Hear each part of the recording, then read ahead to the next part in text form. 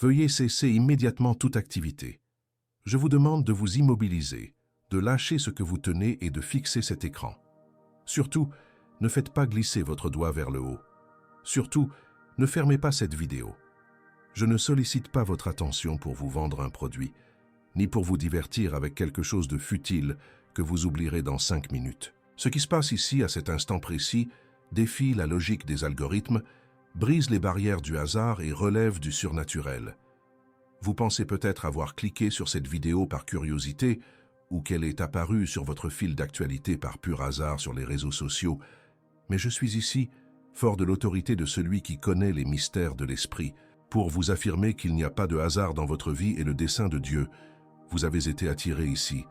Une force spirituelle, un aimant invisible, a attiré vos yeux et votre cœur vers ce message, car une conversation est en cours entre le ciel et la terre à votre sujet, et elle doit avoir lieu maintenant. Vous connaissez cette étrange sensation qui vous pèse sur la poitrine depuis quelques jours, ce poids indéfinissable, mêlé à une attente inexplicable, cette petite voix intérieure qui vous réveille en pleine nuit et vous fait fixer le plafond, vous interrogeant sur le sens de votre vie. Eh bien, cette vidéo est la réponse concrète à ces angoisses. Ce n'est pas une simple vidéo sur Internet. C'est un message urgent de l'Éternel qui vous est adressé personnellement.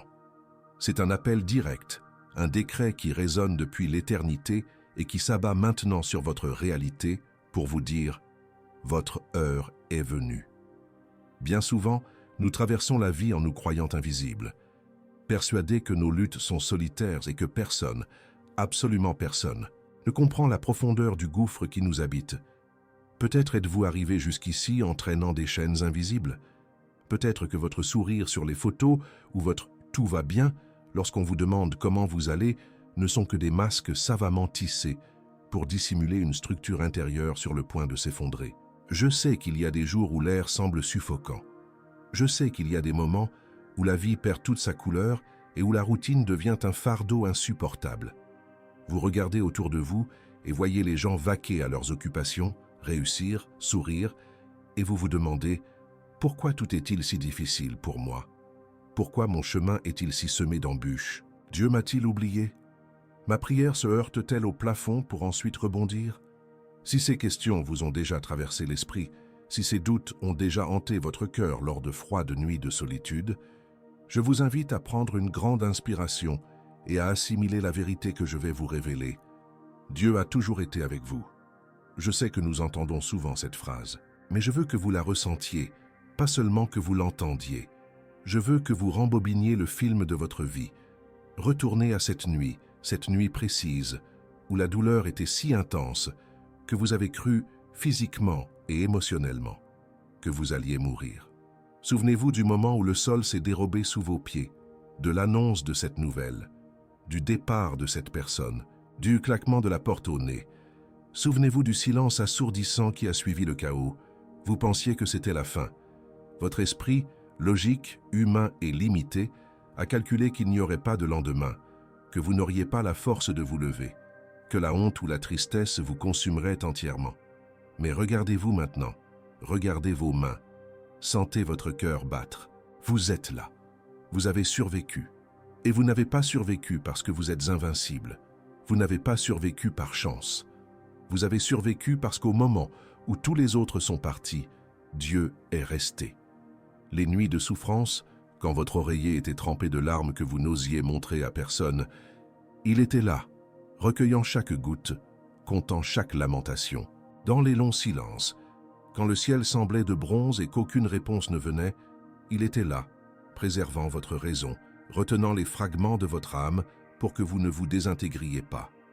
Souvent, la présence de Dieu ne se manifeste pas par un coup de tonnerre ou un miracle instantané qui résout tout d'un claquement de doigts. Souvent, sa présence est cette force silencieuse qui vous empêche d'abandonner. C'est cette paix inexplicable qui envahit la pièce quand le désespoir menace de vous étouffer. C'est cette idée soudaine qui surgit quand vous ne voyez aucune issue. C'est la main invisible qui a retenu la barque de votre vie quand la tempête a failli la faire chavirer. Il ne vous a jamais abandonné, pas une seule seconde. Même quand vous doutiez de lui, il vous est resté fidèle. Même quand, dans votre colère et votre douleur, vous criez vers le ciel, il a continué de vous couvrir de l'ombre de son omnipotence. Il faut comprendre que la solitude humaine est une illusion. Dans le monde spirituel, vous êtes entouré, gardé et protégé. Ce que l'ennemi avait prévu d'être votre tombeau, Dieu l'a transformé en un lieu de rencontre. Ce qui devait être votre fin, Dieu l'a utilisé comme scène pour montrer que sa puissance se manifeste pleinement dans votre faiblesse. Et il est fondamental, vital, que nous parlions de la nature de cette douleur que vous avez ressentie. Car notre tendance naturelle est de percevoir la souffrance comme un signe de rejet. On nous a appris à tort que si Dieu nous aime, tout ira toujours bien, qu'il n'y aura pas de perte, pas de larmes. Et quand la douleur survient, la première chose que l'ennemi nous murmure à l'oreille, c'est « Dieu ne t'aime pas, Dieu t'a abandonné, tu es puni ». Je suis là pour briser ce mensonge dans votre esprit. Tout ce qui vous a fait souffrir, et je sais que vous avez beaucoup souffert, toutes ces pertes qui vous ont semblé injustes, toutes ces portes fermées qui vous ont laissé sans repère, tous ces retards qui vous ont fait vous sentir comme la personne la plus malchanceuse au monde, tous ces silences qui ont torturé votre angoisse, écoutez attentivement. Ce n'était pas une punition. Ce n'était pas la colère de Dieu qui s'abattait sur vous. C'était une préparation. C'était une protection. Réfléchissez-y un instant. Combien de fois avez-vous pleuré à chaudes larmes pour des choses ou des personnes qui, si elles étaient restées dans votre vie, auraient détruit votre avenir? Combien de fois avez-vous supplié qu'une porte s'ouvre, sans savoir que derrière cette porte se cachait un abîme prêt à vous engloutir? La vision de Dieu est panoramique, la nôtre est limitée. Nous voyons le présent, il voit l'éternité. Nous voyons la douleur de la taille, il voit la beauté des fruits à venir. Ce que vous avez interprété comme « Dieu me prend quelque chose » était en réalité « Dieu me libère de quelque chose ». La douleur est souvent l'outil que Dieu utilise pour élargir nos capacités, pour étendre notre territoire intérieur. L'or ne brille pas sans passer par le feu intense de la fonte. Un diamant ne reflète pas la lumière sans subir la pression et la précision de la taille du lapidaire. Une olive ne libère pas son huile précieuse sans être pressée. Un raisin ne devient pas un grand vin sans être foulé. Vous n'étiez pas détruit. Vous étiez en train d'être transformé. Tu étais forgé dans le feu de l'épreuve pour devenir un outil plus fort, plus résistant et plus affûté entre les mains du Créateur. Comprenez que la souffrance a une fonction pédagogique dans le royaume. Elle nous enseigne des choses que la prospérité et le confort ne pourraient jamais nous apprendre. Dans le confort, nous avons confiance en nous-mêmes. Dans la douleur, nous apprenons à nous confier entièrement à Dieu. Dans le confort, nous sommes superficiels. Dans la douleur, nous devenons profonds. Dieu vous a permis de traverser cette épreuve non pas pour vous voir souffrir, mais pour vous apprendre à lutter. Il vous a permis de ressentir la solitude afin que vous découvriez que sa présence suffit. Il a permis que les ressources humaines s'épuisent afin que vous connaissiez la providence surnaturelle. Alors, cessez de regarder votre passé comme une victime et commencez à le regarder comme un but, cette trahison. Elle vous a appris à pardonner et à ne pas placer vos espoirs dans les autres. Cette faillite, elle vous a appris à dépendre de Dieu et à valoriser ce qui compte vraiment. Cette maladie, elle vous a appris à compatir à la douleur des autres et à célébrer le miracle de la vie chaque matin. Rien n'a été vain. Dieu est un expert du recyclage spirituel. Il prend les fragments de nos expériences les plus douloureuses et assemble une mosaïque de gloire. Il prend les cendres de notre tristesse et les transforme en huile de joie.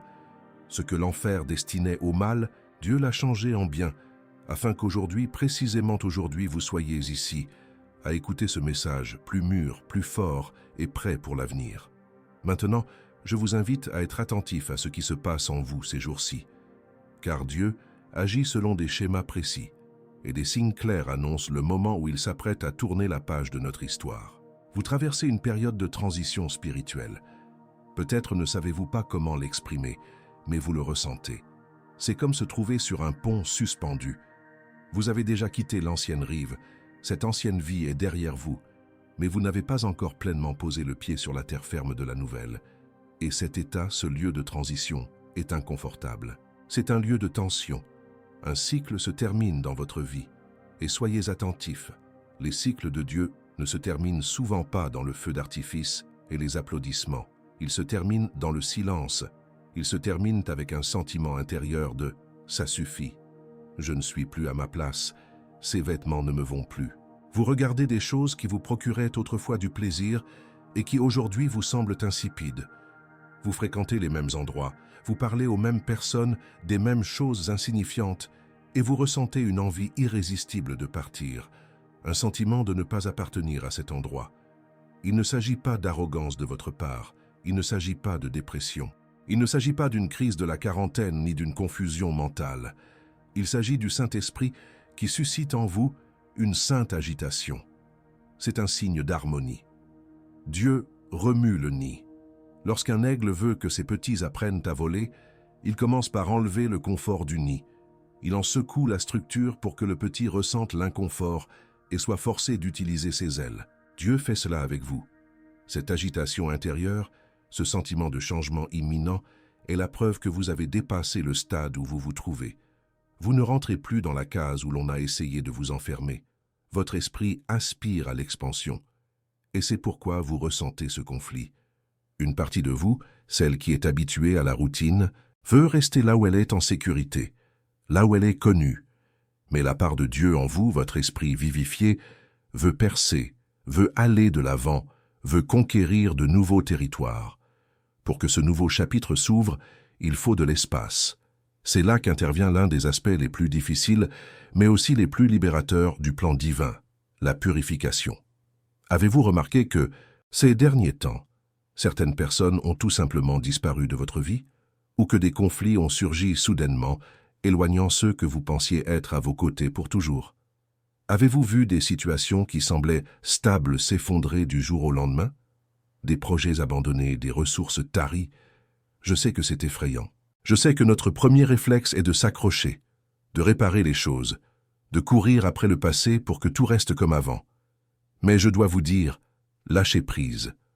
Le départ des gens, la fin de certaines situations et l'effondrement de nos anciennes sécurités font partie d'une purification que Dieu lui-même initie dans votre vie. Dieu enlève ce qui vous retenait. Dieu enlève ce qui vous distrayait. Dieu enlève ce qui pesait sur votre chemin. Imaginez une montgolfière. Pour s'élever et atteindre de hautes altitudes, elle doit se débarrasser des sacs de sable, des poids qui la retiennent au sol. Vous êtes cette montgolfière. Dieu veut vous élever spirituellement, émotionnellement et financièrement à des niveaux insoupçonnés, mais vous ne pouvez pas y parvenir en portant le poids du passé, celui des relations toxiques, celui d'un environnement qui ne célèbre pas votre vie, celui d'habitudes qui vous épuisent. Parfois, nous nous accrochons désespérément à ce qui nous fait souffrir simplement parce que c'est familier. Nous nous cramponnons à une douleur connue par peur d'une joie inconnue. Mais Dieu, dans son infinie miséricorde, doit parfois nous ouvrir les doigts un à un et nous libérer de ce que nous n'avons pas le courage de lâcher prise. Il voit ce que vous ne voyez pas. Il entend les conversations que vous n'entendez pas. Il connaît les intentions de ceux qui vous entourent. Cette personne qui a quitté votre vie, ce n'était pas une perte, c'était une délivrance. Dieu a entendu des conversations à ton sujet en ton absence, et pour te protéger, il a rompu les liens. Ce travail que tu as perdu, Dieu a vu que cet environnement te rongeait et limitait ton potentiel. Il a donc fermé cette porte pour t'inciter à chercher l'entrée du palais qu'il a préparé pour toi. Cette purification divine est douloureuse. Oui, il est douloureux de voir la table vide. Il est douloureux d'entendre le téléphone qui ne sonne plus. Mais c'est une douleur de guérison, non de mort. C'est la douleur d'un chirurgien qui retire une tumeur pour que le corps puisse vivre. Dieu fait table rase du passé car il va entreprendre une grande construction dans votre vie. On ne peut bâtir un gratte-ciel sur des décombres. On ne peut mettre du vin nouveau dans de vieilles outres, car les vieilles outres éclatent. Dieu transforme votre être. Il vous donne de nouvelles outres, un nouvel état d'esprit, une force nouvelle, afin que vous puissiez porter le poids de la gloire à venir. Par conséquent, ne pleurez pas ce qui est parti. Si cela est parti, c'est que son temps est révolu. Si cela est parti, c'est que sa raison d'être est accomplie. Si cela est parti, c'est que cela n'a plus sa place dans votre avenir. Remerciez Dieu pour le temps que cela a duré, tirez-en les leçons et lâchez prise. Ouvrez vos mains pour recevoir ce que Dieu vous offre.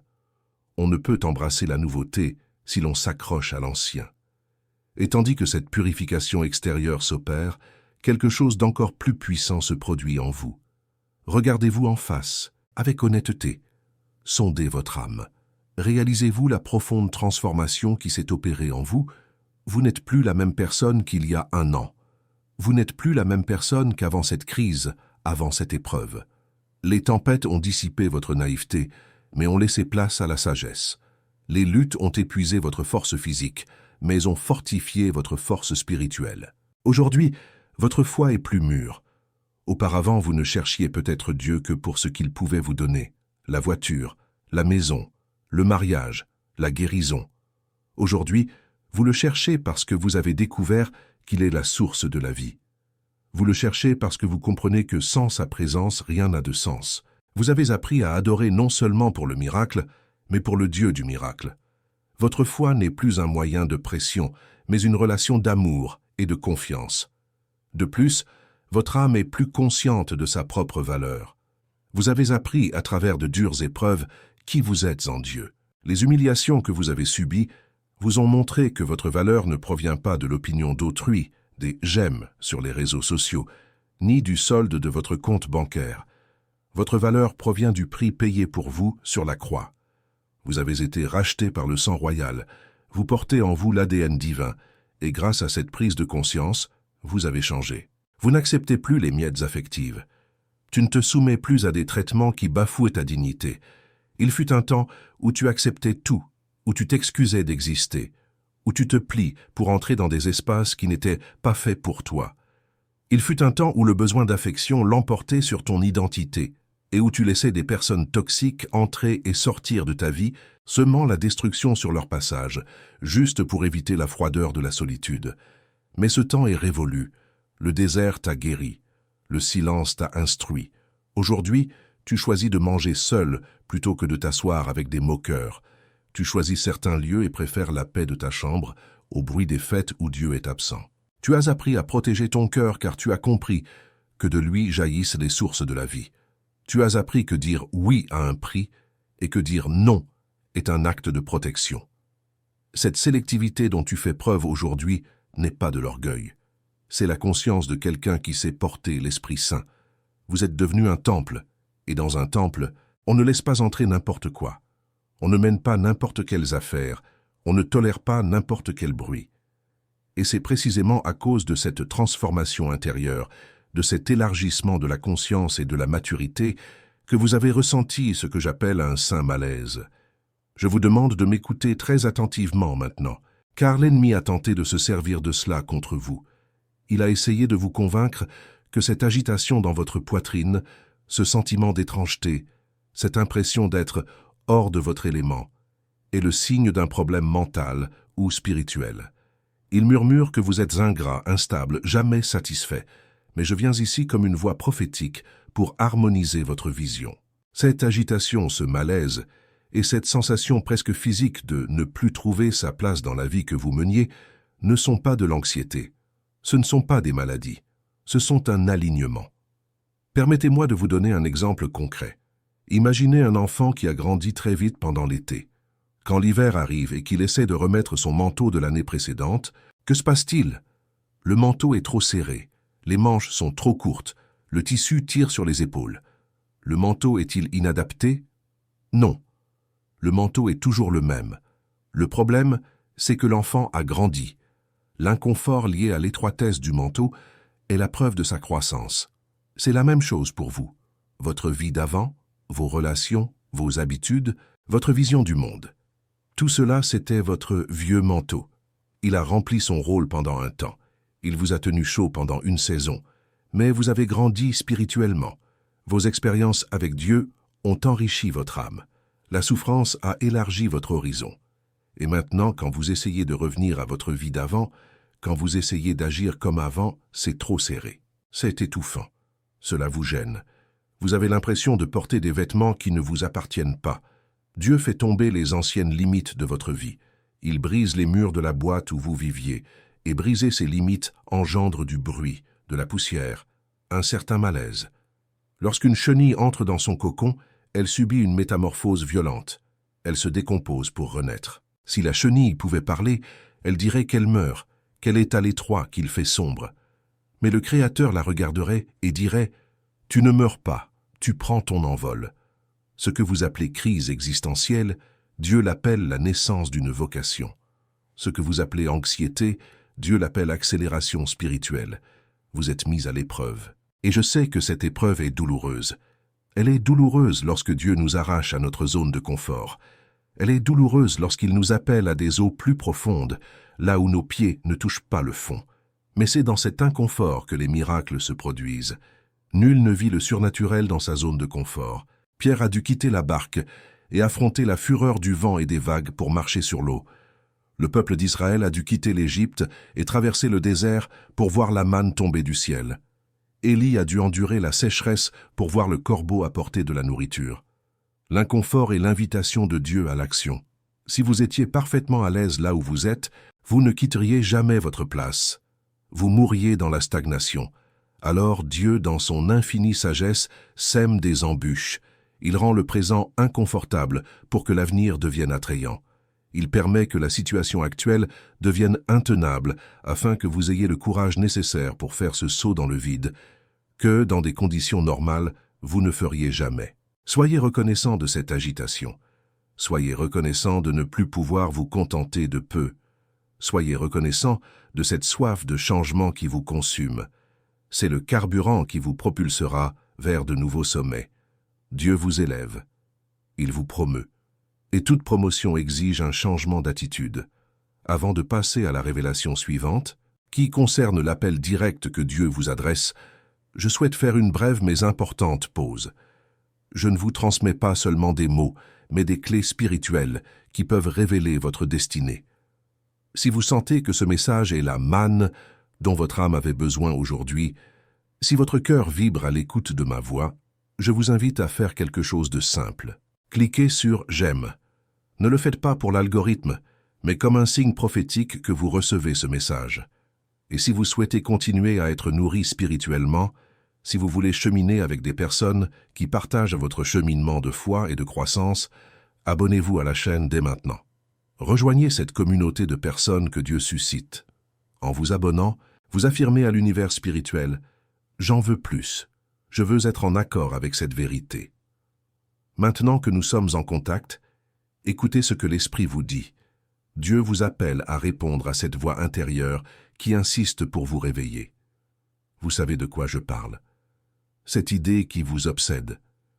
Ce rêve que vous avez mis de côté par peur, mais qui ne cesse de ressurgir. Ce désir de commencer un projet, de suivre une formation, de déménager, de demander pardon, d'écrire un livre, de créer une entreprise, de fonder un ministère. Vous avez essayé de faire taire cette voix par la routine, par les divertissements, sous prétexte de manque de temps ou de manque d'argent. Mais cette voix, c'est l'Esprit de Dieu qui attise la flamme de votre vocation. Et il vous dit « Le moment est venu ». Nombreux sont ceux qui restent paralysés, attendant que Dieu leur dévoile le film complet de leur vie avant de faire le premier pas. Ils prient, disant « Seigneur, si tu me montres comment cela finira, si tu me donnes l'argent d'avance, si tu me garantis que personne ne me critiquera, alors j'irai. » Mais Dieu n'agit pas ainsi. Dieu n'est pas un GPS qui affiche l'itinéraire détaillé avant même le départ. Il est une lampe à nos pieds. Que fait une lampe à nos pieds? Elle éclaire seulement le prochain pas. Elle éclaire le mètre carré où l'on s'apprête à poser le pied. Dieu ne vous demande pas d'avoir toutes les réponses.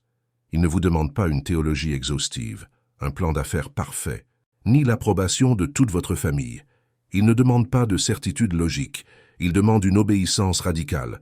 Dieu attend votre action. Il y a une dynamique spirituelle que vous devez apprendre. Dieu répond à l'élan de la foi. Tant que vous resterez là à pleurer, à attendre que la mer s'ouvre pour vous laisser passer, elle restera fermée. Ce n'est que lorsque les prêtres ont mis les pieds dans les eaux du Jourdain que les eaux se sont séparées. Le miracle attendait ce premier pas. Le ciel est chargé de bénédictions pour votre vie, comme de lourds nuages de pluie, mais c'est votre attitude de foi qui fait tomber la pluie. Dieu vous dit aujourd'hui, faites le premier pas. Sortez de votre inertie, inscrivez-vous, écrivez la première page, achetez le premier matériel, demandez pardon, envoyez le courriel, faites ce qui est à votre portée avec ce que vous avez entre les mains aujourd'hui. Moïse n'avait qu'un bâton, et avec ce bâton, il a fendu la mer. David n'avait qu'une fronde et 5 pierres, et avec cela il a terrassé un géant. La veuve n'avait qu'un peu d'huile, et avec cela, elle a payé ses dettes et a vécu. Qu'avez-vous entre les mains? Cela vous semble-t-il peu? Cela vous paraît insignifiant? Entre les mains de Dieu, votre petite contribution est la graine d'une forêt entière. N'attendez pas d'en avoir envie. La volonté est un sentiment et les sentiments sont changeants. La foi est une décision. Décidez d'agir. Décidez que la peur ne dictera plus le cours de votre histoire. Le courage n'est pas l'absence de peur. Le courage, c'est agir malgré la peur, agir les jambes tremblantes, mais agir malgré tout. Dieu recherche un cœur résolu, un cœur qui dit « Seigneur, je ne sais pas comment je vais faire, mais je le ferai parce que tu l'as dit. » Quand Dieu trouve cette disposition, il remue ciel et terre pour honorer cette foi. Il envoie des ressources là où vous vous y attendez le moins. Il suscite des personnes que vous n'avez jamais vues pour vous bénir. Il change les lois, il touche le cœur des rois, il transforme les circonstances. Mais le déclencheur, la clé de voûte, c'est votre attitude. Vous êtes resté longtemps au bord de la piscine de Bethesda, attendant que quelqu'un vous jette à l'eau. Jésus se tient devant vous aujourd'hui et vous demande « Voulez-vous être guéri? Alors, levez-vous, prenez votre brancard et marchez. » L'ordre est de marcher. Il s'agit de passer du rôle de victime à celui de protagoniste de la promesse. Sachez ceci, chose que vos yeux ne peuvent peut-être pas percevoir maintenant, mais qui est la réalité la plus pure du monde spirituel. Un mouvement invisible est à l'œuvre. Pendant votre sommeil, Dieu agit. Pendant votre attente, Dieu orchestre tout. À la surface de votre vie, rien ne semble changer. La lutte, le manque semblent toujours les mêmes. Mais ce n'est que la surface. Sous la terre, les racines poussent à une vitesse impressionnante. Dans les coulisses de l'univers, l'architecte de la vie redessine votre scène. Dieu met en relation les personnes. En ce moment même, quelqu'un est inspiré par Dieu pour vous bénir. Une rencontre divine se prépare, une rencontre qui semblera anodine, mais qui était prévue avant la création du monde, et qui changera le cours de votre carrière ou de votre ministère en un clin d'œil. Dieu aligne les chemins et les opportunités. Des portes bloquées, verrouillées par des cadenas de bronze, s'ouvrent par la main du Tout-Puissant. Et soyez attentifs, Dieu n'ouvre pas seulement des portes, il ouvre des portails. Il n'ouvre pas seulement des fissures, il abat des murs. Les portes qu'il ouvre pour vous portent votre nom. Nul ne peut vous voler ce qui vous appartient par décret divin. La bénédiction qui vous est promise ne sera pas donnée à votre prochain. L'opportunité prévue pour votre vie vous trouvera, où que vous vous cachiez. Vous êtes peut-être au fond d'un gouffre, comme Joseph, ou oublié dans un pâturage gardant les moutons, comme David. Mais lorsque le moment voulu par Dieu viendra, l'opportunité vous trouvera. L'onction vous trouvera et le palais vous accueillera. Ne désespérez pas de ce que vous voyez. Nous marchons par la foi, non par la vue. Ce que vous voyez est temporaire. Ce que Dieu a promis est éternel. La situation est peut-être chaotique en ce moment, mais l'Esprit de Dieu plane au-dessus du chaos pour y instaurer l'ordre. Dieu prépare un commencement ferme, clair et définitif. Plus de presque, plus de peut-être, plus d'hésitation. Ce que Dieu fera dans votre vie maintenant sera constant. Ce sera solide. Il bâtira votre maison sur le roc, et lorsque les vents et les tempêtes se lèveront, car ils se lèveront, votre maison ne s'écroulera pas, car elle sera fondée sur un dessein éternel. Il restaure les années dévorées par les sauterelles. Il accélère le temps. Ce qui prendrait 10 ans, Dieu peut l'accomplir en 10 mois, voire en 10 jours. L'accélération divine est une réalité pour ceux qui croient. Vous entrez dans une période d'accomplissement et non plus seulement de promesses. La promesse est belle, mais son accomplissement est merveilleux. Et vous êtes sur le point de goûter à la fidélité de Dieu manifestée dans votre vie. Alors levez les yeux. Cessez de regarder le sol. Cessez de vous attarder sur les circonstances. Cessez de vous focaliser sur vos erreurs et vos limites. Levez les yeux vers le ciel, d'où vient votre secours. Votre secours ne vient ni du gouvernement, ni de l'économie, ni de vos amis. Votre secours vient du Seigneur qui a créé les cieux et la terre. Il ne dort pas, il ne sommeille pas. Il est attentif à chaque détail de votre existence. Et il m'a conduit ici aujourd'hui avec ce message profond, détaillé et persistant, afin que cette vérité pénètre les profondeurs de votre subconscient et dissipe toute peur qui paralysait votre destin. Il est essentiel de comprendre toute la portée de ce mouvement invisible. Il ne s'agit pas d'une simple formule rassurante. C'est le mécanisme même du fonctionnement du royaume de Dieu. Imaginez un immense échiquier cosmique. Votre vision limitée ne vous permet de voir que la case où vous vous trouvez et peut-être celle qui vous entoure immédiatement. Vous apercevez les obstacles devant vous, les ennemis qui vous cernent, et vous vous sentez piégé. Mais Dieu, le grand maître, observe l'échiquier d'en haut. Il voit la partie dans son ensemble. Il voit les coups joués il y a 10 ans, et ceux qui auront lieu dans 10 ans, et en ce moment même, il déplace des pièces dont vous ignorez jusqu'à l'existence pour garantir votre victoire. Cette personne rencontrée par hasard à la banque, ce courriel erroné qui a néanmoins suscité une conversation, ce retard qui vous a fait rater le bus, mais vous a évité un accident, ou vous a placé au bon endroit au bon moment. Rien de tout cela n'est un détail. Ce sont les fils d'une tapisserie complexe que Dieu tisse. Nous avons la fâcheuse habitude de juger l'œuvre de Dieu en fonction du déroulement des opérations. Imaginez entrer dans une salle d'opération en plein milieu d'une intervention. Que voyez-vous? Du sang, des coupures, des instruments tranchants, un patient inconscient. Si vous ne saviez pas ce qu'est une opération, vous diriez que c'est une scène de crime, un acte de violence. Mais le chirurgien sait qu'il s'agit d'un processus de guérison. Votre vie vous a-t-elle semblé être une salle d'opération ces derniers temps? Coupures, douleurs, sang, vulnérabilité. Ne jugez pas la fin en fonction du milieu. Le chirurgien des chirurgiens est à l'œuvre dans votre vie, éliminant ce qui était pourri et reconstruisant ce qui était brisé. Le chaos apparent précède l'ordre divin. La terre était informe et vide, et les ténèbres couvraient l'abîme avant que Dieu ne dise « que la lumière soit ». Votre chaos n'est pas une fin en soi. Il est la matière première du miracle de la création que Dieu est sur le point d'accomplir. Et je souhaite maintenant m'adresser directement à votre angoisse. Je sais que l'attente est destructrice.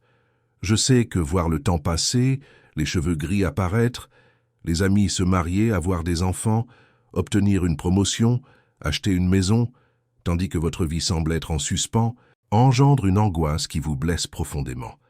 L'ennemi aime se servir du temps contre nous. Il montre le calendrier du doigt et dit « Regardez, une année de plus s'est écoulée et rien ne s'est passé. Dieu vous a menti. » Mais je suis là pour faire taire cette voix accusatrice par une vérité théologique inébranlable. Dieu ne vit pas dans le passé.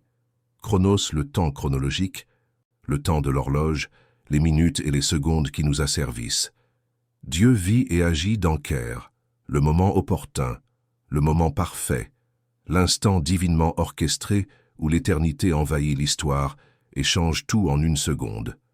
Le temps de préparation n'est jamais du temps perdu, c'est du temps investi. Pensons à Joseph en Égypte. Il a passé des années en esclavage et injustement emprisonné. Si nous considérions la vie de Joseph durant cette période, nous dirions « Quelle vie misérable! Dieu l'a abandonné. » Mais Dieu se servait de la fosse et de la prison pour forger le caractère d'un gouverneur. Joseph devait apprendre à gérer la pénurie en prison afin de pouvoir gérer l'abondance au palais. Il devait apprendre à servir les prisonniers afin de pouvoir gouverner une nation. Si Joseph avait été promu prématurément, l'orgueil l'aurait perdu. La bénédiction, si elle survient avant la maturité, devient une malédiction. Le poids de la gloire écrase ceux qui n'ont pas la force de caractère nécessaire pour le supporter. Alors, considérez vos retards différemment. Dieu ne vous refusait pas sa bénédiction, il vous y préparait. Il forgeait votre force spirituelle. Il terrassait votre ego, votre vanité, votre dépendance humaine, afin que lorsque la porte s'ouvrira, et elle s'ouvrira, vous y entriez non comme un enfant gâté, mais comme un roi, une reine, avec la certitude que tout vient de lui et que tout est pour lui. Dieu veillait à ce que le succès ne vous monte pas à la tête, mais qu'il descende dans votre cœur sous forme de gratitude. Ce qui vous attend est trop grand pour être donné à une version immature de vous-même. Voilà pourquoi ce délai. Voilà pourquoi ce processus. Voilà pourquoi cette épreuve. Mais réjouissez-vous, car si la préparation a été longue, c'est parce que le règne sera durable. Dieu ne construit pas des cabanes en quelques années, il bâtit des palais. Et votre vie est une construction d'une qualité exceptionnelle. Et concernant ces portes que Dieu ouvre, je tiens à être très précis. Il ne s'agit pas de n'importe quelle opportunité. Le monde peut vous en offrir, certes, mais ces opportunités sont souvent assorties de conditions difficiles, de taux d'intérêt élevés et exigent en retour votre tranquillité et votre famille. La bénédiction du Seigneur, elle, enrichit sans ajouter de chagrin. Les portes que Dieu ouvre correspondent exactement à votre vocation. Vous connaissez ce sentiment d'avoir enfin trouvé votre place? C'est ce qui vous attend. Dieu prépare un scénario où vos dons naturels et spirituels, souvent négligés ou sous-exploités, s'épanouiront d'une manière qui vous surprendra vous-même. Des talents oubliés referont surface. Des projets mis de côté renaîtront avec une force nouvelle. Un alignement de connexion divine se produit en ce moment même. Dieu est un Dieu de rencontres. La Bible regorge d'exemples où une rencontre a changé le cours d'une histoire. Ruth a rencontré Boaz par hasard dans les champs. L'eunuque a rencontré Philippe sur le chemin du retour. Saül a rencontré Samuel alors qu'il cherchait ses ânes perdus. Vous êtes à une rencontre de votre tournant décisif. Dieu suscite des personnes influentes, des personnes clés, celles qui façonnent votre destin, pour qu'elles croisent votre chemin. Et lorsque ces rencontres se produiront, vous n'aurez pas besoin de forcer les choses, de manipuler, de trahir qui que ce soit, ni de vous humilier. Tout se fera naturellement. Une grâce, une faveur imméritée, incitera les gens à vous aider, à vous embaucher, à investir en vous, sans même en comprendre pleinement la raison. C'est le parfum du Christ en vous qui attire les personnes porteuses de sens. Mais c'est là que votre responsabilité entre en jeu, et je dois être ferme avec vous sur ce point. Vous devez être prêt à l'intervention soudaine de Dieu. Dans la Bible, les choses arrivent souvent soudainement. Soudain, un bruit retentit du ciel, comme un violent coup de vent. Soudain, il y eut un grand tremblement de terre et les portes de la prison s'ouvrirent pour Paul et Silas. L'intervention soudaine de Dieu se produit lorsque le temps de préparation, Kairos, est écoulé. Et la question que je vous pose, en vous regardant droit dans les yeux, est la suivante. Si Dieu exauçait votre prière aujourd'hui, maintenant, seriez-vous prêt à gérer ce miracle? Si de l'argent tombait sur votre compte aujourd'hui, auriez-vous la sagesse de le dépenser ou le dilapideriez-vous en futilité? Si la relation de vos rêves se concrétisait aujourd'hui, seriez-vous guéri de vos blessures passées ou souffririez-vous pour cette nouvelle personne? Si une opportunité de carrière se présentait, auriez-vous les compétences nécessaires? Dieu est si aimant qu'il retient sa bénédiction jusqu'à ce que vous soyez capable de la recevoir. Ainsi, tandis que le mouvement invisible se produit à l'extérieur, le mouvement visible doit se produire à l'intérieur.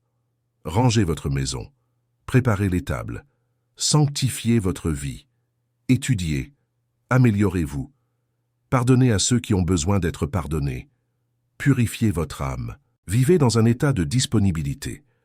Agissez comme si vous attendiez la visite du roi à tout moment. La foi n'est pas seulement attendre, la foi, c'est se préparer. Lorsqu'un agriculteur prie pour la pluie, il prépare la terre et sème avant même de voir le premier nuage. S'il attend la pluie pour semer, il perdra sa récolte. Préparez votre terre dès maintenant. Commencez à agir comme la personne que vous aspirez à être. Commencez à parler comme la personne victorieuse que Dieu dit que vous êtes. Changez votre langage. Cessez de vous plaindre du manque et commencez à rendre grâce pour les bienfaits qui sont en route. Se plaindre ferme les portes. La gratitude ouvre des chemins dans le désert. Vous êtes appelés à sortir de la passivité. Le christianisme n'est pas une religion de spectateurs, mais un mouvement d'acteurs. Dieu éveille en vous des dons tandis que vous écoutez ce message. Sentez-vous votre cœur s'emballer? C'est le Saint-Esprit qui souffle sur les braises. Ressentez-vous cette envie de pleurer? C'est la pluie de l'arrière-saison qui adoucit la terre aride de votre cœur. Ne résistez pas. Laissez Dieu accomplir son œuvre. Il vous guide. Il redresse les chemins tortueux. Ce qui était une montagne d'obstacles, il la transforme en plaine. Ce qui était une vallée d'ombre et de mort, il la transforme en une vallée de bénédiction, la vallée de Beraka. Sachez que ce nouveau départ sera marqué par une clarté saisissante. Le temps de la confusion est révolu. Dieu n'est pas un Dieu de confusion. Ces derniers temps, votre esprit était un champ de bataille empli de doutes. Est-ce cela? Dois-je partir? Dois-je rester? Ce brouillard mental est maintenant dissipé par la lumière de la révélation. Dieu vous donnera une direction si claire et si précise que vous vous retournerez et direz « Comment ai-je pu être aussi aveugle ?» La voix du bon berger sera indubitable. Il dira « Voici le chemin, suivez-le. » et vous marcherez avec confiance, non plus à tâtons dans l'obscurité, mais en pleine lumière. L'indécision épuise l'énergie, mais la décision libère la force. Dieu vous donne un esprit de puissance, d'amour et de maîtrise de soi. La pensée du Christ s'éveille en vous. Vous aurez des idées créatives, des solutions à vos anciens problèmes, des stratégies divines pour vous désendetter, la sagesse pour restaurer vos relations. La sagesse d'en haut est pure, paisible et pleine de bienfaits. Elle est à votre disposition dès maintenant. Demandez-la, et elle vous sera donnée. Cette transition spirituelle dont nous parlions au début, elle atteint son apogée. La naissance est proche. Les douleurs de l'accouchement sont plus intenses et fréquentes à mesure que l'arrivée du bébé approche. Si la pression s'est accrue ces derniers jours, ne désespérez pas. C'est le signe que la naissance de la promesse est imminente. L'ennemi ne s'attaque qu'à ceux qui représentent une menace pour le royaume des ténèbres. S'il a suscité une vive opposition contre vous, c'est parce que vous portez en vous quelque chose de précieux. On ne s'en prend pas à un chien mort. On ne pille pas une maison vide. Vous êtes une maison pleine de trésors divins. Et le voleur est venu pour voler, tuer et détruire.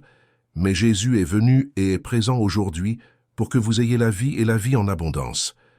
Cette abondance ne se limite pas à la possession de biens matériels. C'est la paix au milieu de la guerre, la joie au milieu de la tristesse, un but au milieu du vide. C'est l'inébranlabilité. Dieu vous appelle à être un pilier dans sa maison. Il veut faire de vous un témoin vivant de sa puissance.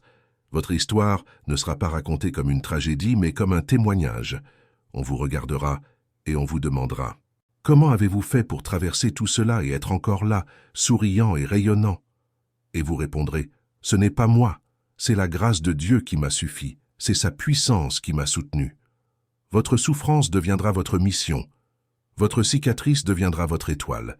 Là où vous avez été blessé, c'est là que vous aurez le plus d'autorité pour guérir les autres. Dieu ne gaspille rien. Ainsi, alors que nous approchons de la conclusion de ce message prophétique, je vous invite à commencer à visualiser votre nouvelle réalité. L'imagination est un don de Dieu. Elle est la toile sur laquelle la foi peint l'avenir. Fermez les yeux un instant si vous le pouvez et imaginez-vous vivre la promesse. Visualisez-vous libéré de ce fardeau. Visualisez-vous souriant à nouveau, l'âme légère. Visualisez votre famille réunie. Visualisez vos factures réglées. Visualisez-vous servant Dieu librement. Cette vision n'est pas un fantasme, c'est un avant-goût de ce que Dieu a déjà préparé. Appropriez-vous-la dès maintenant dans le monde spirituel. Le décret sort de la bouche de Dieu. Qu'un temps nouveau s'ouvre dans la vie de mon fils, dans la vie de ma fille. Et ce que Dieu dit se réalise. Sa parole ne revient pas à lui sans avoir accompli sa mission. Accroche-toi bien. Ne lâche pas la corde de la foi maintenant. Tu as nagé loin pour finalement atteindre le rivage. Le rivage est tout près. Je vois le sable ferme. Je vois le soleil de justice se lever à l'horizon. Continue de nager. Continue de croire. Continue de prier, même si tu gémis.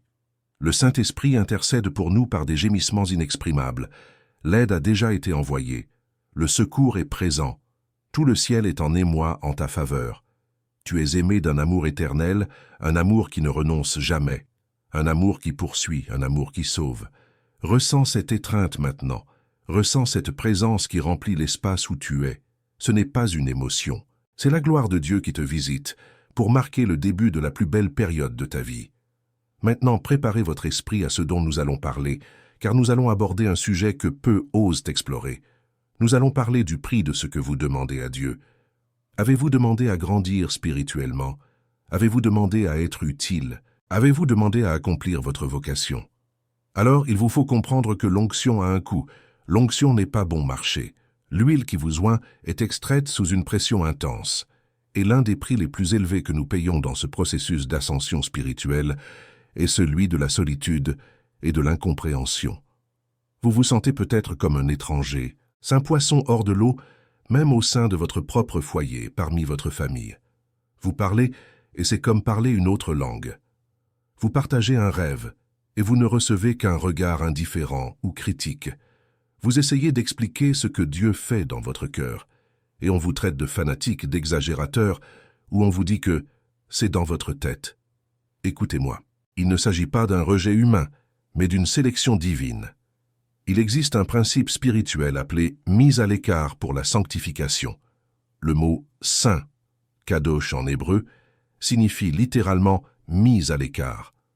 Pour que Dieu puisse vous utiliser, il a besoin de vous mettre à l'écart. Il a besoin de vous éloigner de la foule, du bruit, de la contamination des opinions d'autrui. Souvent, cette solitude que vous ressentez n'est pas due à un manque de compagnie, mais à un excès de la présence de Dieu. Lorsque la gloire de Dieu descend sur une personne, elle crée un rempart de protection. Tous ne peuvent pas supporter l'intensité spirituelle que vous portez en vous. Tous n'ont pas la force de suivre le rythme que Dieu inscrit dans votre vie. Imaginez-vous gravir une très haute montagne. À son pied, la foule est dense.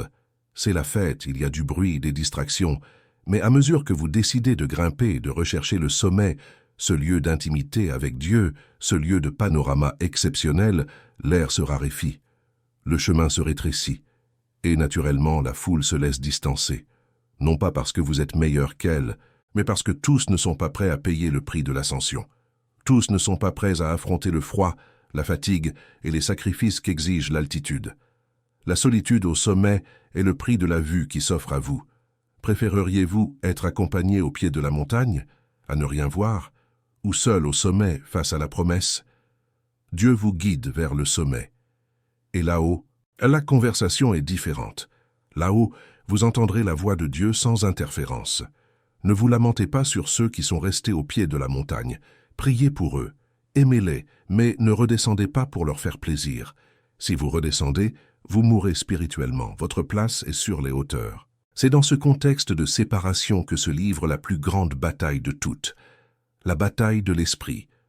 Le champ de bataille où se décide votre destin n'est ni votre lieu de travail, ni votre compte en banque, ni un tribunal. Ce champ de bataille se situe entre vos deux oreilles.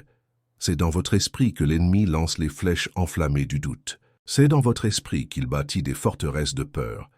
Il sait que s'il parvient à corrompre vos pensées, il contrôle votre vie. Car tel est l'homme dans son cœur, tels sont ses actes. Si vous vous voyez comme vaincu, vous agirez comme un vaincu et vous serez vaincu. Si vous vous voyez comme une victime, vous vivrez en quête de pitié et vous ne remporterez jamais la victoire. L'ennemi est passé maître dans l'art de semer la terreur. Il s'empare d'une situation insignifiante et la projette dans votre esprit comme une catastrophe irréversible.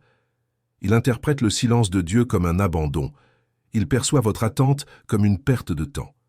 Jour et nuit, il murmure « Tu n'y arriveras pas. Regarde ton passé. Pour qui te prends-tu? Ta famille a toujours été ainsi, pauvre et malade. Tu le seras aussi. » Il tente d'instrumentaliser votre patrimoine génétique et votre histoire familiale contre vous. Il essaie de vous piéger dans des malédictions générationnelles, vous condamnant à répéter les erreurs de vos parents et grands-parents. Mais je suis là pour annoncer la rupture de ces chaînes. Par le sang versé sur la croix, vous n'êtes plus otage de votre biologie, ni de votre histoire familiale, ni des statistiques. Vous êtes une créature nouvelle. Le passé est révolu. Voici, tout est devenu nouveau. Le cycle de l'échec dans votre lignée s'arrête avec vous. Vous êtes le tournant décisif. Vous êtes la personne que Dieu a suscitée au sein de votre famille pour dire « ça suffit ». La souffrance s'arrête ici. La dépression s'arrête ici. Le divorce s'arrête ici. La dépendance s'arrête ici.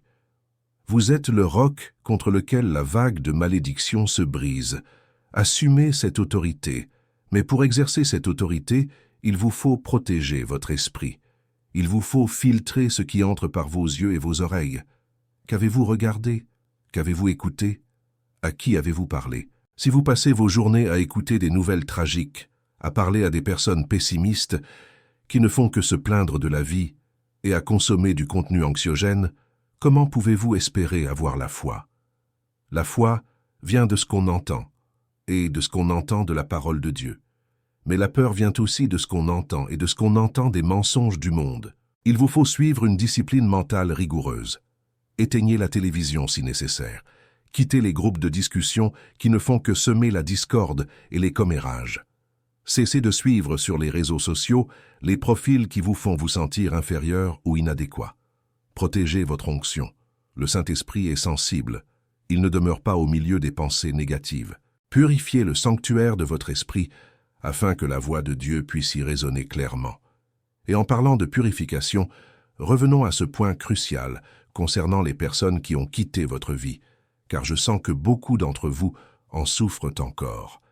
Il y a une douleur de deuil qui a besoin d'être guérie aujourd'hui. Vous vous demandez, pourquoi un tel m'a-t-il trahi? Pourquoi cette amitié de longue date s'est-elle terminée si brutalement? Comprenez la dynamique spirituelle des fréquences. Une radio réglée sur AM ne capte pas la FM.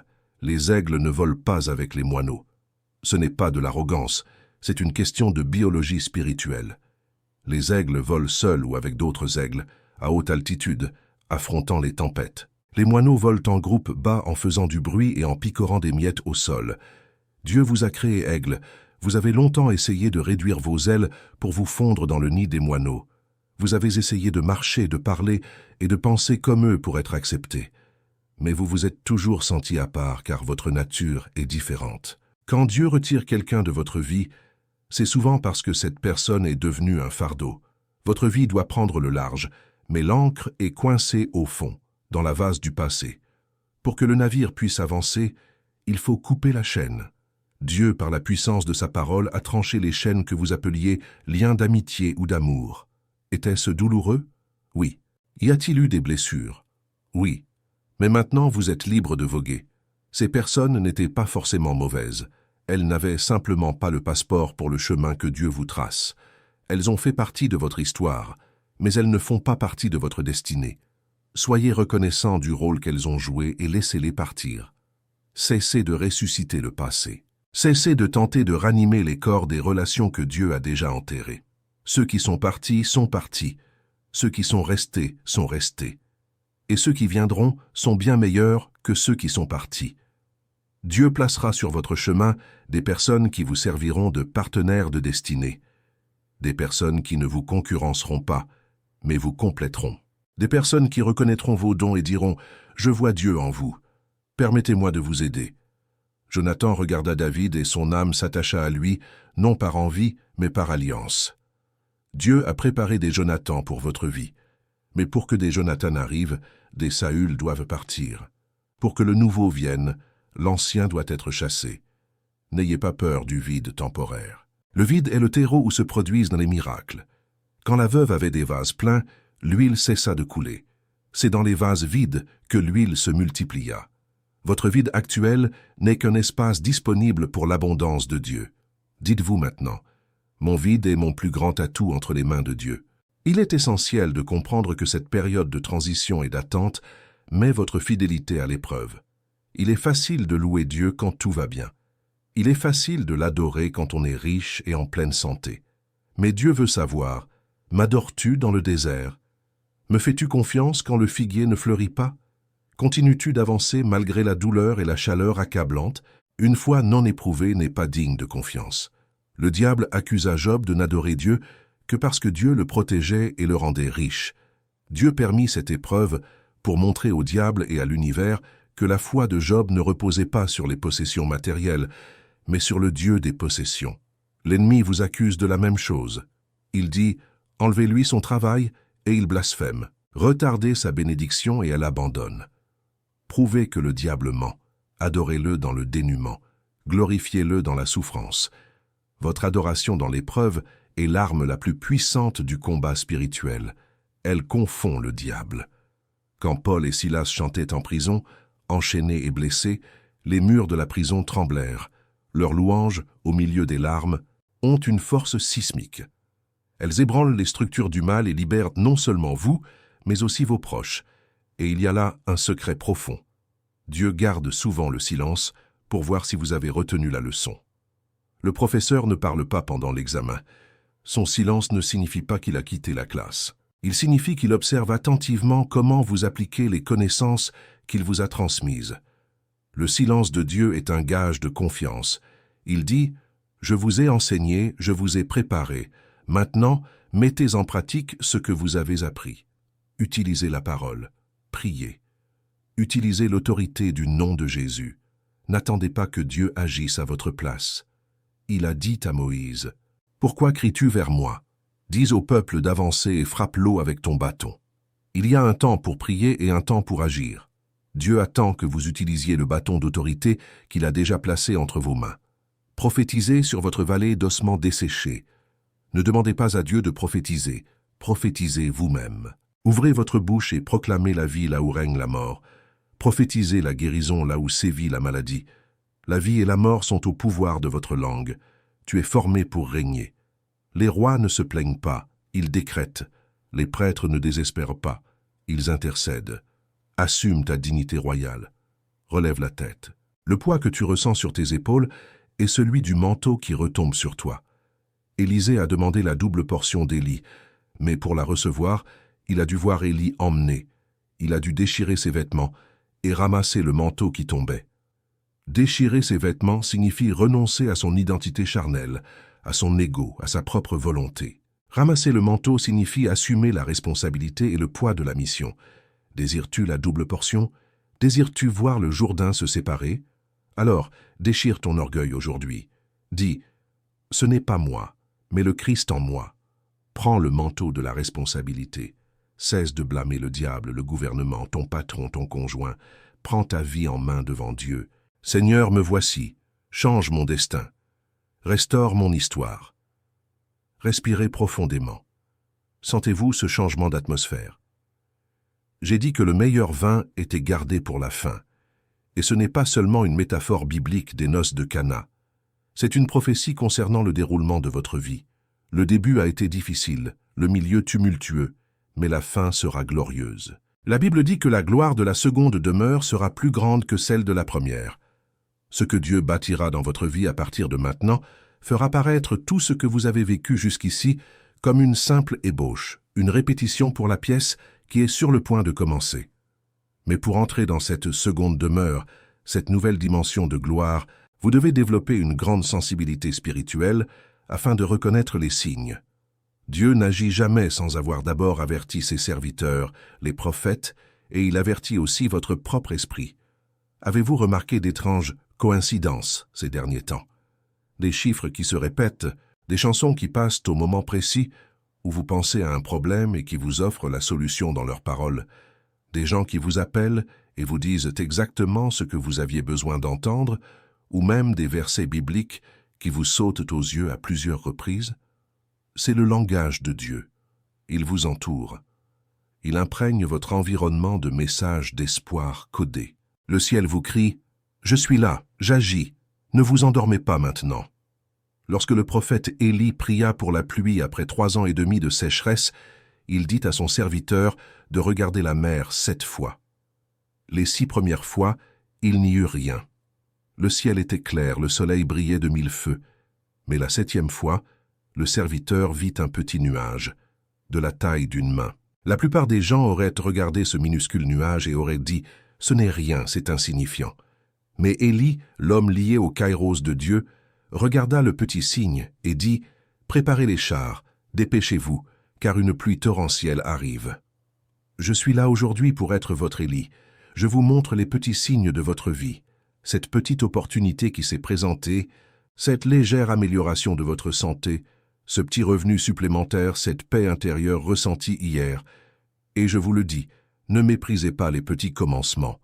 Ce nuage gros comme la main annonce le déluge de bénédictions qui inondera la terre aride de votre histoire.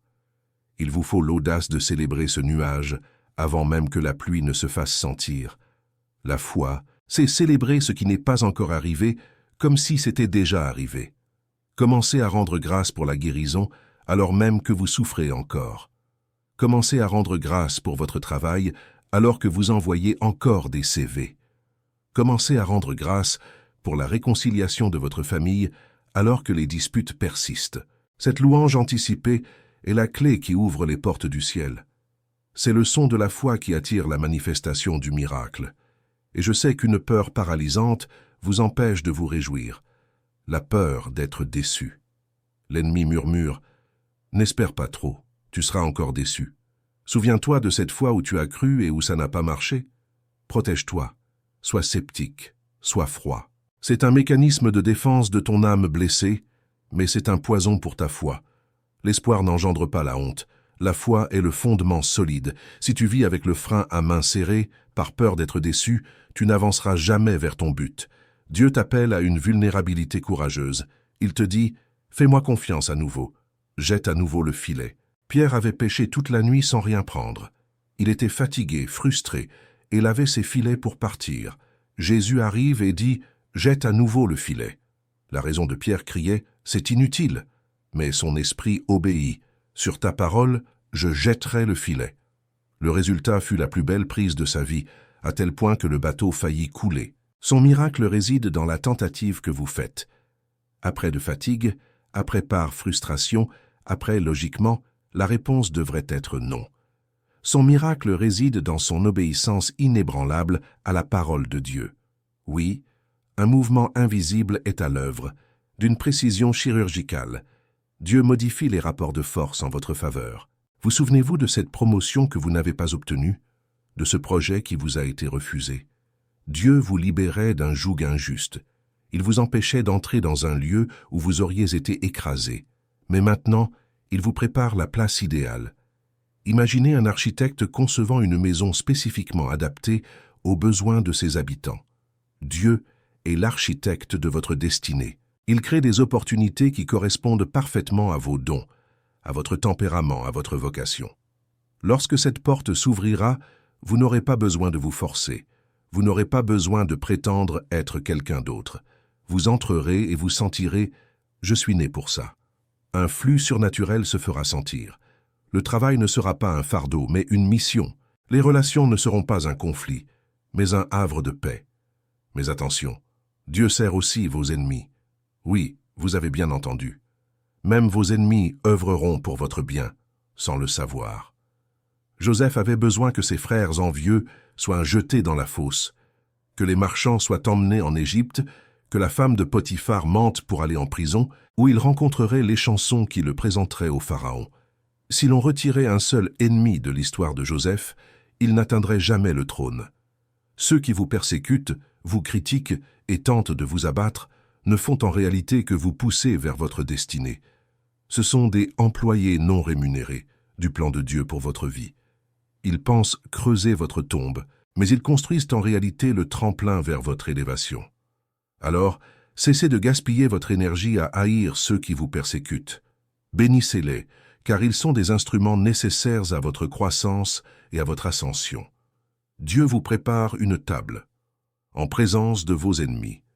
Il n'élimine pas les ennemis pour servir au banquet. Il veille à ce qu'ils soient présents pour témoigner de l'honneur qu'il vous accordera. Ressentez-vous cette agitation, ce désir de ne plus vous sentir comme les autres? C'est votre force intérieure qui se réveille. C'est une véritable prise de conscience. Trop longtemps, vous vous êtes contenté d'être comme une sauterelle. Vous vous voyez petit, incapable, impuissant. Mais Dieu change votre perspective. Il vous offre la vision de Caleb et Josué. Tandis que 10 espions voyaient des géants et se sentaient comme des sauterelles, Caleb et Josué, eux, ont perçu la promesse et se sont écriés « Nous pouvons les vaincre, ils sont comme du pain pour nous ». Votre problème n'est pas la taille du géant, mais la taille de votre perception de Dieu. Quand Dieu grandit en vous, les problèmes s'atténuent, le cancer s'atténue, les dettes s'atténuent, le divorce s'atténue, la solitude s'atténue. Car rien, absolument rien, n'est plus grand que je suis. Dieu vous appelle à écouter cette voix intérieure qui insiste pour vous réveiller. Il ne vous demande pas d'avoir toutes les réponses, mais de faire le premier pas avec foi, avec bonne volonté et détermination. Ce premier pas peut être très simple. Il peut s'agir de ressortir ce projet du tiroir et de le relire. Il peut s'agir de passer un coup de fil. Il peut s'agir de pardonner à quelqu'un. Il peut s'agir de commencer à donner la dîme et à faire des offrandes, en rompant avec la mentalité de pénurie. Il peut s'agir de se lever 15 minutes plus tôt pour prier. Dieu observe l'intention de chaque action. Lorsque le fils prodigue, dans la porcherie, reprit ses esprits et décida de rentrer, il était encore loin, sale, et sentait le porc. Mais son père l'aperçut de loin et courut à sa rencontre. Il ne l'attendit pas pour l'embrasser. Il courut dès qu'il vit son retour. Dieu attend votre retour. Retournez à l'essentiel. Retournez à vos rêves. Retrouvez votre audace. Fais le pas, et il viendra à ta rencontre avec l'anneau de l'autorité, les sandales d'un fils et la robe d'honneur. Nous parlons d'une purification divine, souvenez-vous. Dieu qui enlève ce qui vous retenait. Parfois, ce qui nous retient, ce ne sont ni les autres ni les circonstances extérieures, mais nos croyances limitantes. Je ne suis pas assez bon, je suis trop vieux, je n'ai pas assez d'instruction, je suis trop pécheur.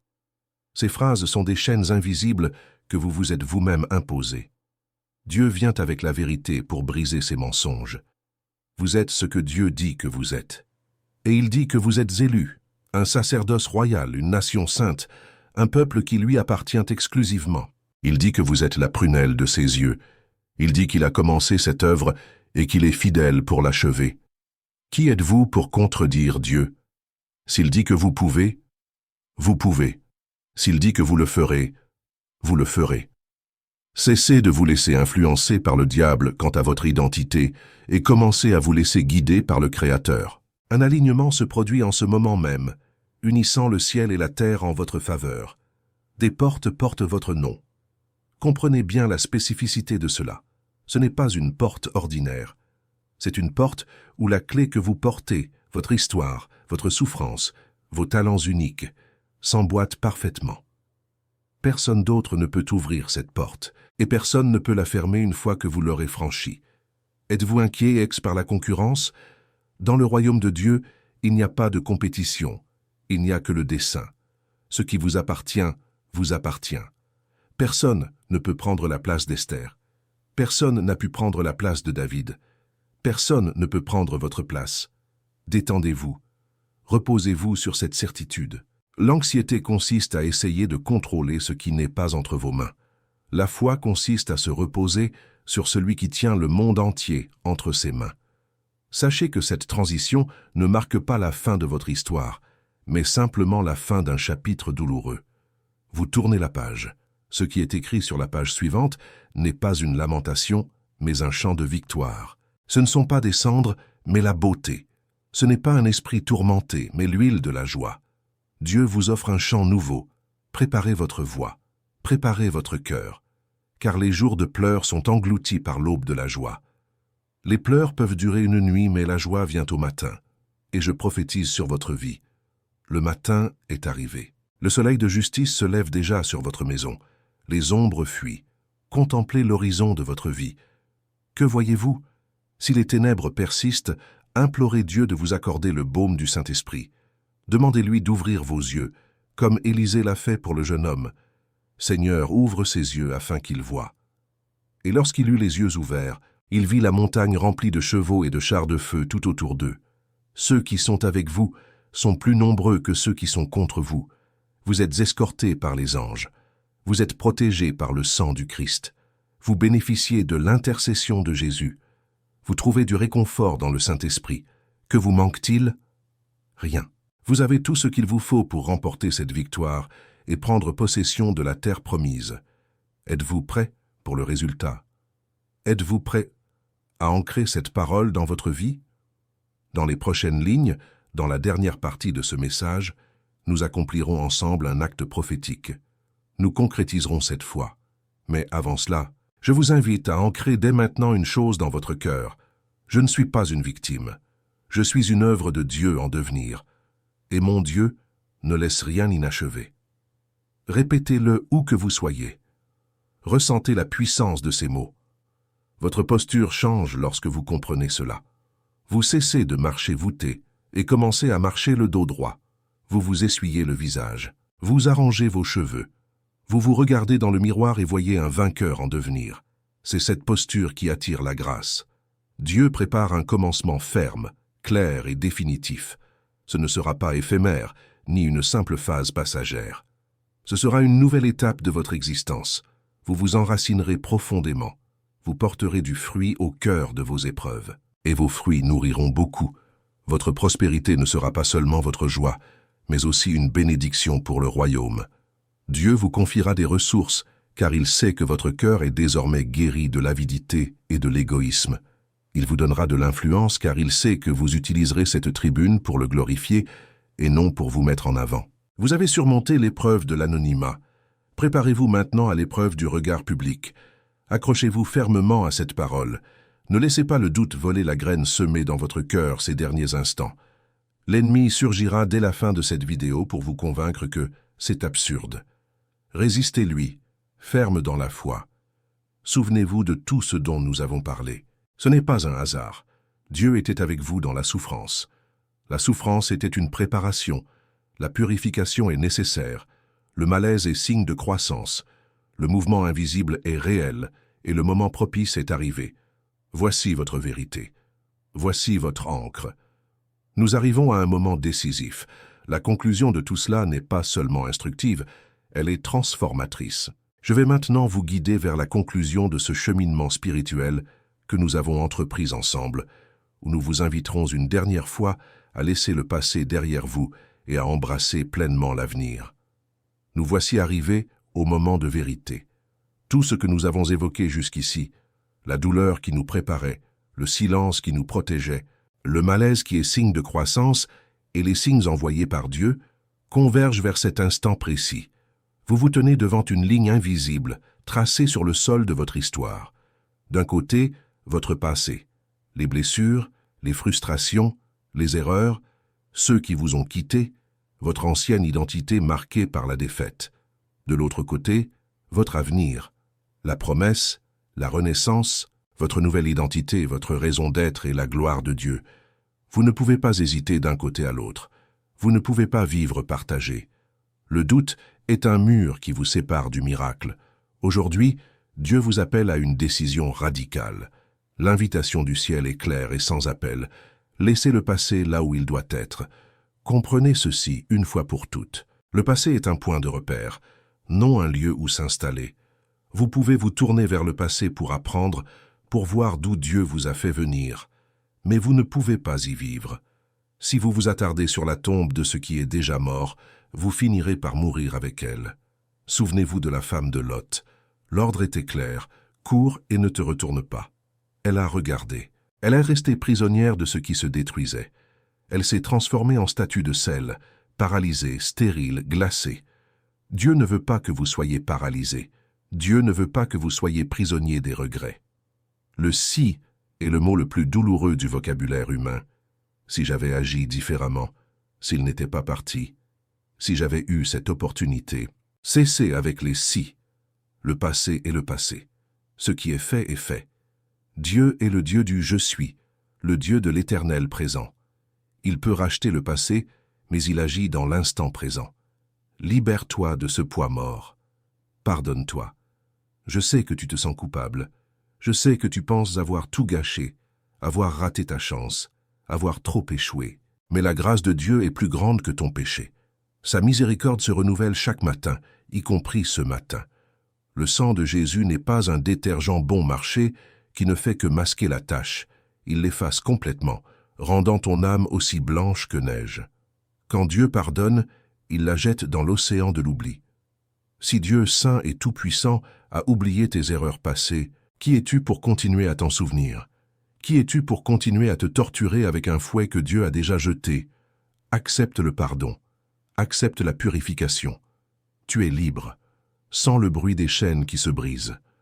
Ressens la légèreté de celui qui ne doit rien à la justice divine, car la dette a été payée sur la croix. Maintenant, libéré de ce fardeau, abordez cette nouvelle étape avec courage.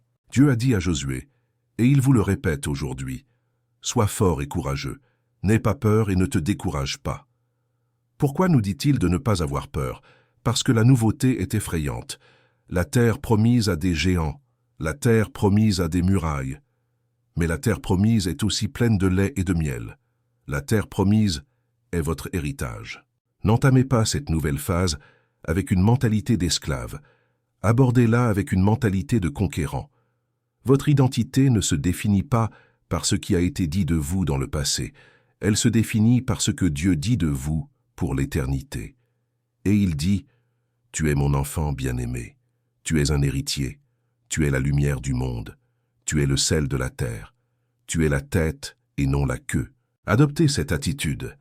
Marchez comme quelqu'un qui sait qui est son Père. Lorsque vous entrez dans une pièce en sachant qui vous êtes en Dieu, l'atmosphère change, les démons tremblent et le respect s'impose sans que vous ayez besoin de dire un mot. Passez à l'étape suivante. Le ciel a déjà agi en votre faveur. Attendez-vous un signe. Cette vidéo est le signe. Attendez-vous une confirmation. Le frisson que vous ressentez en ce moment même est la confirmation. N'attendez plus. La mer Rouge ne s'ouvrira pas tant que vous serez sur le sable. Elle s'ouvrira dès que vous y mettrez le pied. Faites un acte de foi. Inscrivez-vous à ce cours. Envoyez ce message. Lancez ce projet. Demandez pardon. Prononcez cette prière audacieuse. Le sol se dérobera sous vos pieds. Dieu ne vous a pas conduit jusqu'ici pour vous humilier. Il ne vous a pas soutenu dans le désert pour vous laisser mourir au bord du fleuve. Il vous a conduit jusqu'ici pour vous honorer. Croyez-le. L'univers spirituel a déjà été réorganisé pour vous bénir.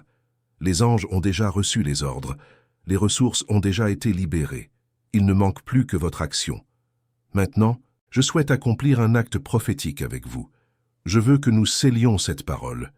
Les paroles prononcées sans conviction s'envolent, mais celles scellées par la foi deviennent des décrets spirituels.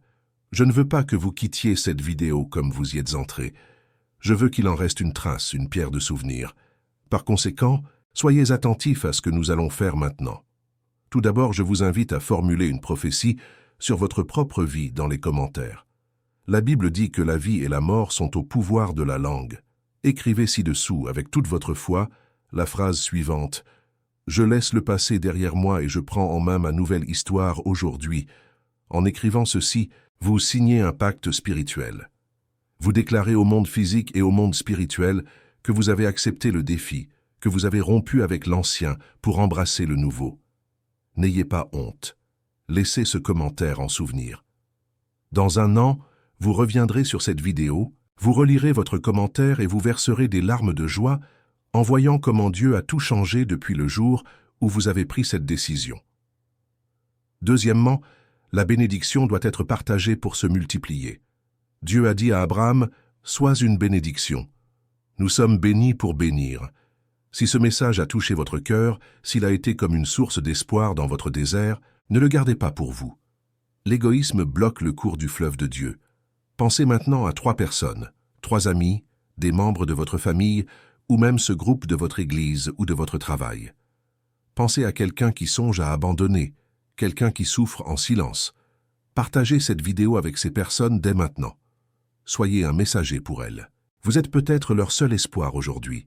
Cette vidéo est peut-être la réponse à leurs prières depuis des mois. Soyez un instrument de Dieu. Diffusez-la sans tarder. Le bien que vous faites aux autres est la semence du bien que Dieu fera pour vous. Troisièmement, et c'est une invitation à cheminer ensemble, abonnez-vous à la chaîne et activez les notifications. Je ne vous le demande pas par vanité. Je vous le demande parce que nous construisons une communauté de foi, une armée de personnes qui ont décidé de n'accepter rien de moins que le dessein de Dieu. Je souhaite continuer à être une source d'encouragement dans votre vie. Je souhaite continuer à vous apporter des révélations qui libéreront votre potentiel. En vous abonnant, vous affirmez « Je veux plus de Dieu. Je veux continuer à apprendre. Je veux être connecté à cette source. » Ne manquez pas les prochaines vidéos. Dieu a encore beaucoup à vous dire. Pour conclure, recevez cette prière d'autorité sur votre vie, où que vous soyez. Fermez les yeux, si possible, et recevez. Seigneur Dieu, Père de toute la création, je te présente la vie de cette personne qui m'écoute. Tu connais son histoire, tu connais chaque larme versée, chaque douleur ressentie, chaque rêve brisé. Mais tu connais aussi le glorieux avenir que tu as préparé. Père, au nom de Jésus, je déclare la fin du cycle de la pénurie, la fin du cycle de la tristesse, la fin du cycle de la honte. Je brise les chaînes du passé, toutes les malédictions proférées contre cette vie, toute envie, tout mauvais œil, tous les pièges de l'ennemi. Je prophétise par l'autorité de ton saint nom qu'une nouvelle porte s'ouvre devant cette personne, une porte grande et efficace. Je prophétise la guérison des émotions. Je prophétise la restauration des relations. Je prophétise une abondance financière miraculeuse. Je déclare qu'à partir d'aujourd'hui, l'esprit de cette personne sera renouvelé, empli de paix, de créativité et de foi. Saint-Esprit, souffle ton souffle de transformation. Emplis cette maison de ta gloire, là où règnent les ténèbres, que la lumière brille. Là où règne le doute, que la certitude s'installe. Là où règne la peur, que le courage prenne place. Seigneur, que cette personne ressente ta présence maintenant, qu'elle sente qu'elle n'est pas seule, qu'elle sache, sans l'ombre d'un doute, que tu es avec elle, que tu es pour elle, et que rien ne peut arrêter ton œuvre. Relève-la de la poussière et fais d'elle une princesse sur ta terre. Nous croyons, nous recevons et nous accueillons ce tournant, cette nouvelle ère. Le passé est mort, vive la nouveauté de Dieu. Au nom de Jésus, Amen et gloire à Dieu. C'est fait, c'est scellé. Le décret a été proclamé et la réponse est tombée. Maintenant, essuyez vos larmes, relevez la tête et vivez le miracle. Le monde attend la manifestation de votre véritable nature. N'ayez aucun regret. Votre avenir est radieux et il commence maintenant. Je vous retrouve dans la prochaine vidéo au sommet, vivant pleinement la promesse. Que la paix du Seigneur soit avec vous. À bientôt.